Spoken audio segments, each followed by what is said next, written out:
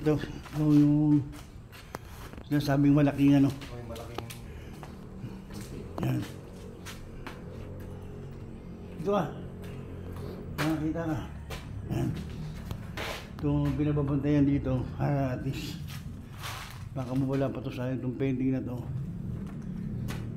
Dito napapaloob dito sa painting na to, higa nga parang history ng Nascor. Yan. Ito yung simbahan. Ito yung Mutya ng Pasig. Dati ganun pa yung logo eh, Mutya ng Pasig pa. Yan.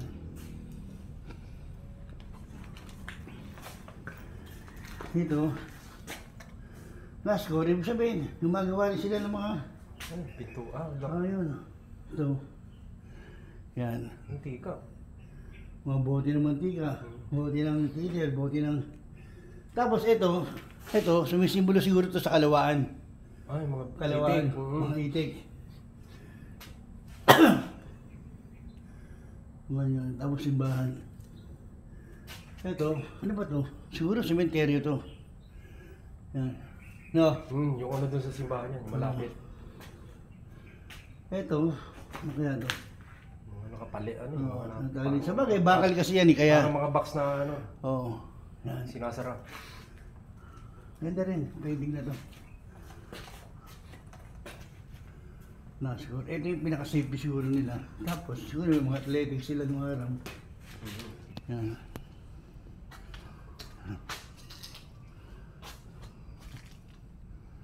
Yan. Yan ang history siguro ito ng Nascor. Tapos dito, makikita natin ito, may mga blueprint sila dito. Kaso puro mga inanay na to. Nanay na yan. Sayang pa rin niya kung tutusin.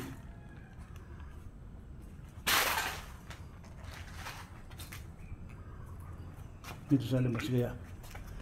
Yun.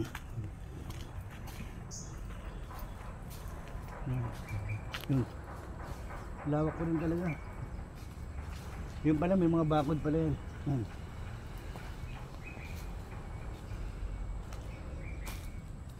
Tapos, may mga goma.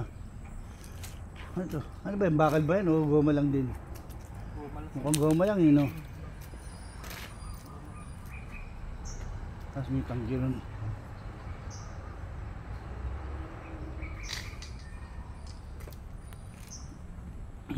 Ayan, ano libro yan?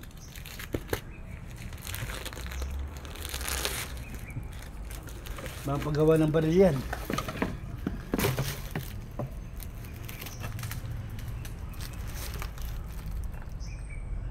Hindi natin alam yan. Ako na yan. Dahil puno, no? Pwede gawin rainforest talaga to.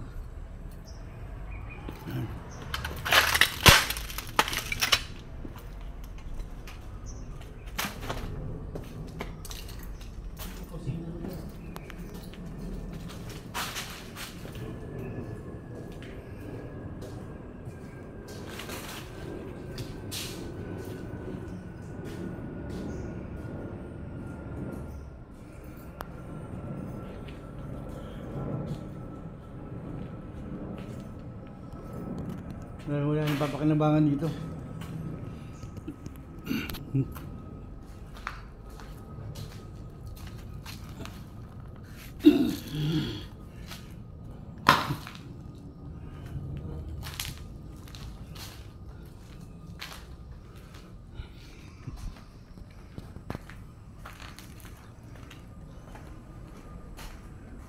May kama pa dito.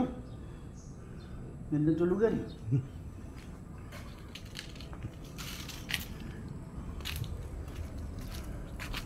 Siguro ito tangki ng tubig to. Siguro siya. Tangki ng tubig yan. Oo. Tangki ng tubig yan.